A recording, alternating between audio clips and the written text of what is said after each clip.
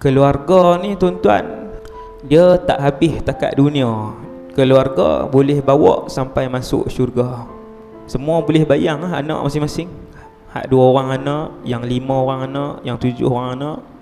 Hak bilangan anak tu Allah Ta'ala yang tentu. Bukan sebab kita kuat, kita lemah tak. Tuhan yang tentu dah hang anak berapa. Allah tulis dalam Quran sejak azali lagi, ada di kalangan mereka kami kahwinkan, ada di kalangan mereka yang Allah tidak kahwinkan. Dia kekal bujang dan dia kekal dara sampailah dia wafat. Antaranya Nabi Yahya alaihissalam. Hebat Nabi Yahya ni, daripada kecil dapat kitab lah, daripada bayi tu, bayi yang hebat, kemudian jadi rasul.